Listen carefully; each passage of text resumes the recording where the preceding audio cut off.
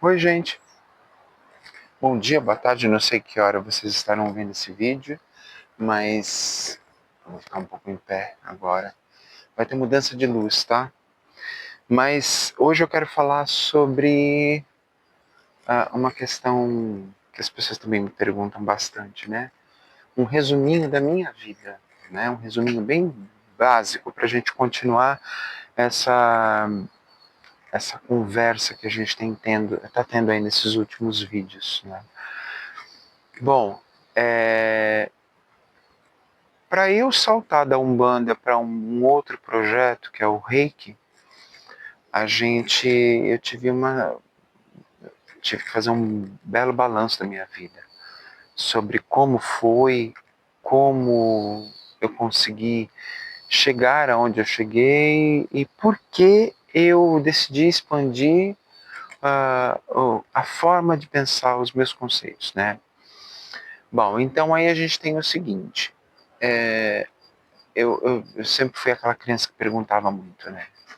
Então, aquela criança chata que perguntava o motivo disso, o motivo daquilo. E é claro que todo mundo vai se irritar, né? Se eu me irrito, quem não vai se irritar com uma criança dessa? Mas faz parte do projeto, né? Faz parte da ideia de uma criança perguntar sobre o que ela precisa saber. Enfim, nesse movimento todo, eu sempre fui aquela criança diferente, né? Por conta disso, querer saber, querer se envolver com questões que fossem muito mais além do que a minha idade permitia. Eu gostava de ficar com os mais velhos, eu sempre gostei mais disso, gostei mais da interação com, com quem era mais inteligente, porque eu aprendia mais. Isso era muito bom, sempre foi muito bom. Eu acho importantíssimo esse tipo de,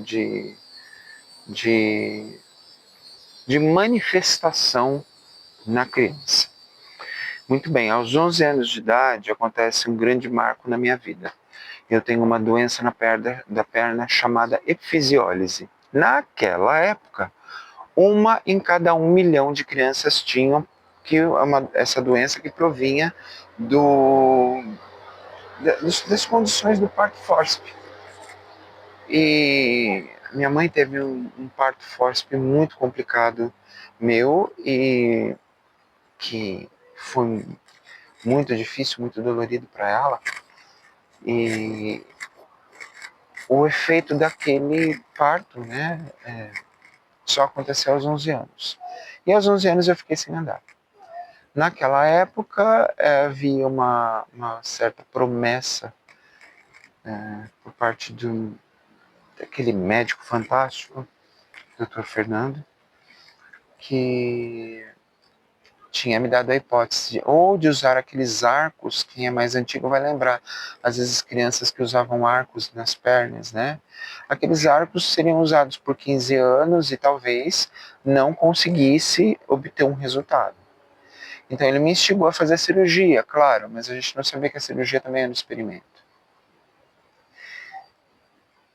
E também a gente não sabia que o efeito disso seria muito mais prolongado do que se imaginava.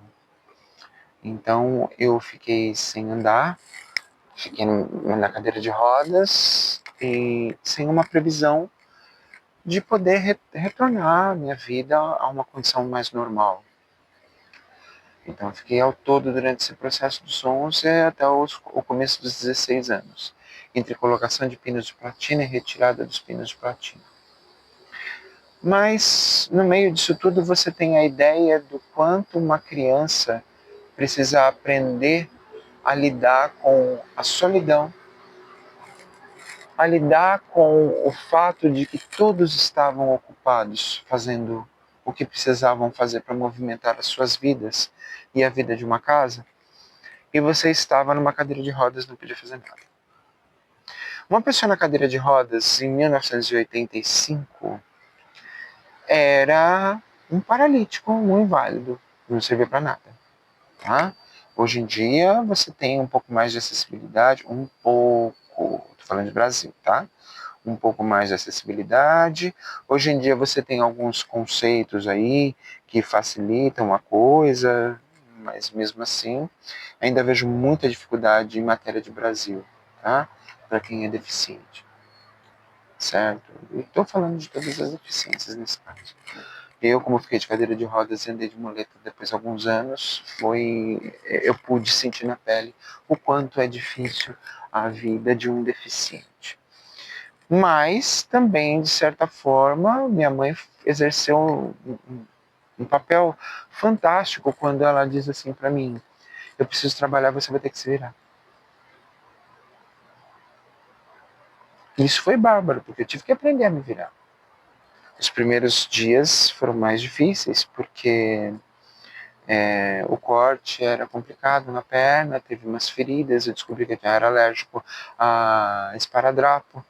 E aí veio a pele junto, quando fui fazer o primeiro curativo da perna. Além do corte, tinha o retângulo do esparadrapo, todo ferido, uma dor terrível. Mas todos nós passamos as nossas dificuldades, as nossas agruras. Tudo bem. 16 anos eu retiro os pinos e, assim, antes disso, tem uma passagem que eu considero importante. Se você tem filho, se seu filho tem algum problema grave, não minta para ele. Ou não omita. Na época, nem meus pais sabiam. O médico fez uma experiência. Deu certo, como poderia não ter dado. Mas é aquela coisa de uma criança com 11 anos que chegava a cada consulta no médico e falava assim: e aí, eu vou sair da cadeira de rodas? Daqui um mês. Daqui 2 meses. Daqui 3.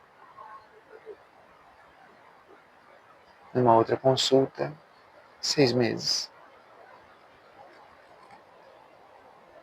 1 ano e meio depois, Eduardo, não tem previsão.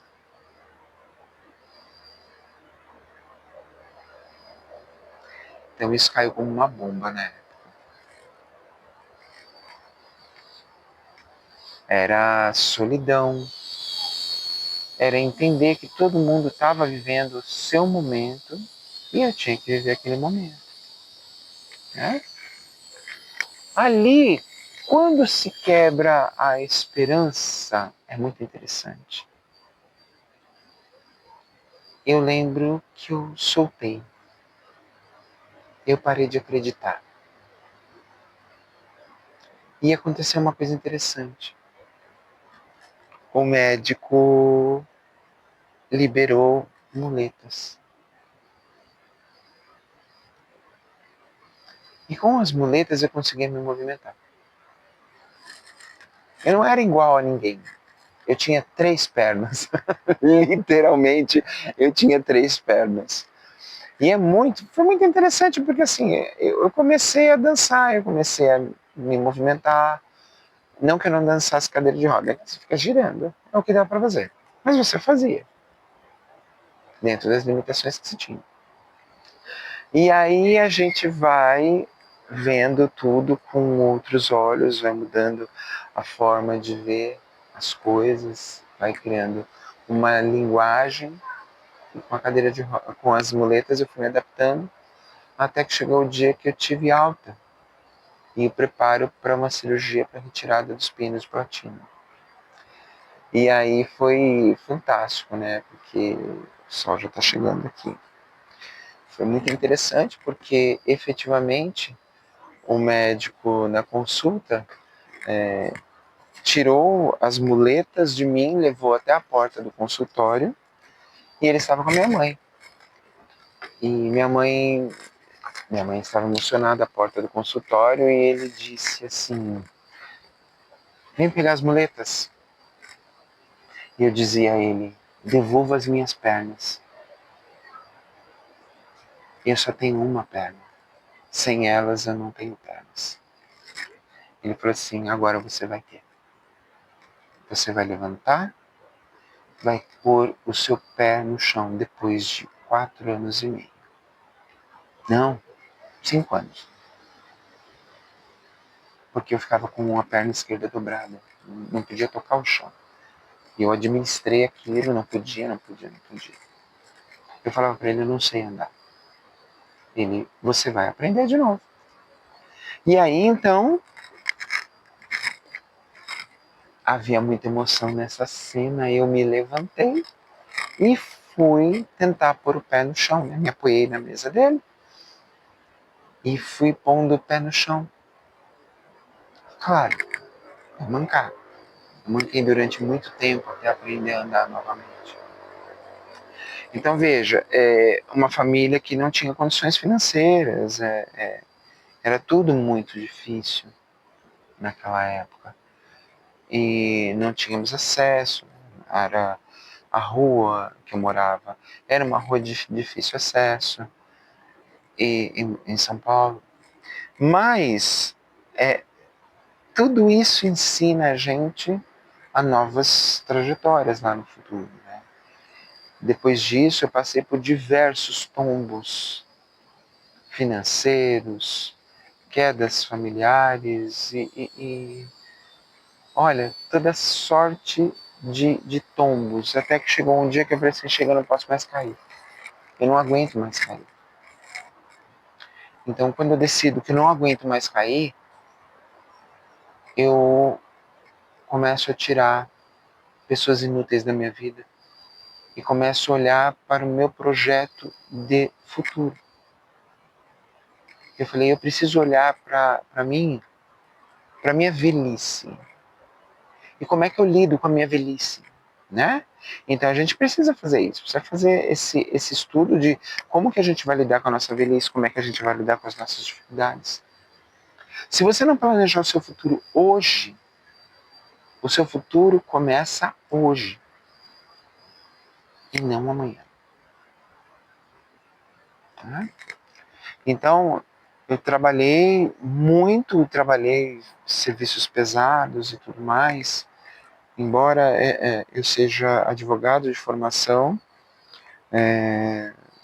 hoje eu trabalho com outras coisas completamente diferentes, mas aqui a questão do canal, a movimentação do canal, os trabalhos que eu faço com as minhas ferramentas, é algo que está dentro da ideia do meu propósito de vida. E dentro dos meus propósitos de vida, é desenvolver mecanismos de comunicação para falar para vocês um pouco sobre mim, sobre o que eu fiz, o que eu conquistei, o que eu consegui produzir durante essa minha andança. E, claro, não foi fácil chegar aqui.